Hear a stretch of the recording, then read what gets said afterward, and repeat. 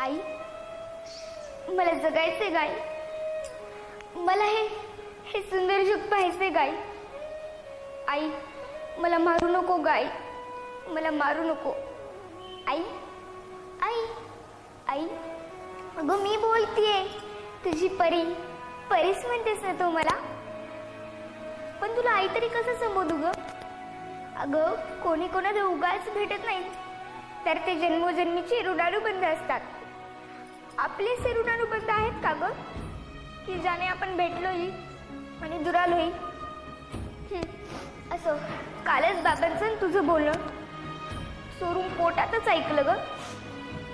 विशेषतः आजी आजोबांची इच्छा नाही ना ग माझा जन्म व्हावा म्हणून. सांग नाही, सांग ना. बाबा बाबा, हो बाबा, तुम्हाला आवडते ना हो लेक माझी लाडकी पाहायला? बाबांची पोर लाडकीच असतात ना हो. सांगा ना बाबा. बाबा, तुम्ही आईला का दवाखान्यात नेऊन गेला होता हो? किती मोठमोठ्या मशीन्स होत्या तिथं, आणि त्यात मी किती छान दिसत होते ना. सांगा ना बाबा, बोला ना.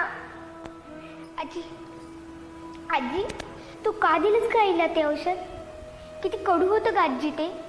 आजी, असं देत जाऊ नकोस ग, मला त्रास होत होता, मला गुदमरून येत होतं ग आजी.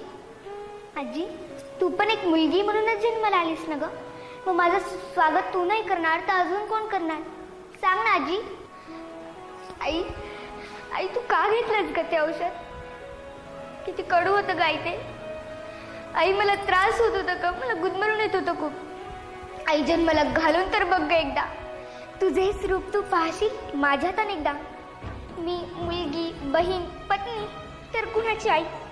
मग मला गर्भात मारण्याची का ग तुला घाई? सांग नाही, का ग तुला घाई? आई, मला समजतीये तुझी कोंडी, तुझी गुचमाट, पण मी मुळीच राजीना नाही ना ग. खरंच म्हणशील तर मी अजिबात त्रास देणार नाही. मला नवीन कपडे नको ग.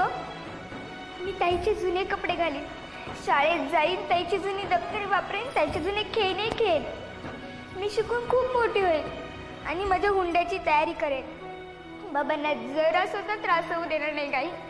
अगं आई, आता तूच सांग, उद्या तू मला काढून टाकायला दवाखान्यात जाणार आहे, याचं दुःख मानू की तूच काही क्षण माझ्या समोरचा आनंद मानू? सांग नाही, सांग ना.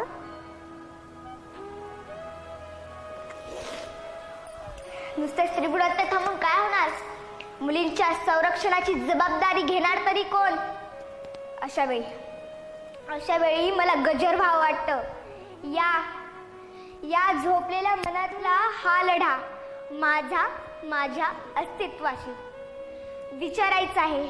माझ्यातल्या आसिफाला आणि रेणुकाला सुद्धा, की आजपर्यंत आपण नटलो त्यात आपण खरंच समाधानी आहोत का? नाही ना.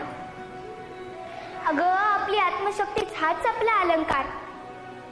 चला तर मग मोडून टाकूयात अन्याय अत्याचारी मनगटे, काढून टाकूयात अंगावरील अलंकाराचा म्हणजेच बंधनाचा साथ. तर आता रडायचं नाही, तर आता लढायचं. ऐक मुली तुला सांगते, ऐक मुली तुला सांगते, पिंजऱ्यातच आता फडफडू नकोस. ऐक मुली तुला सांगते, पिंजऱ्यातच आता फडफडू नकोस. पेटून उठतू रडू नकोस, पेटून उठतू रडू नकोस. या जमान्यातल्या दुर्योधनाच्या औलादीची कमी नाही. या जमान्यातल्या दुर्योधनाच्या औलादीची कमी नाही. वाचवायला येईल कृष्ण कुणी याची सुद्धा हमी नाही. वाचवायला येईल कृष्ण कुणी याची सुद्धा हमी नाही.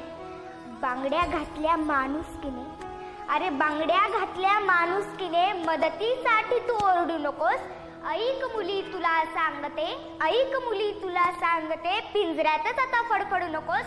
पेटून उठ रडू नकोस, पेटून उठ रडू नकोस.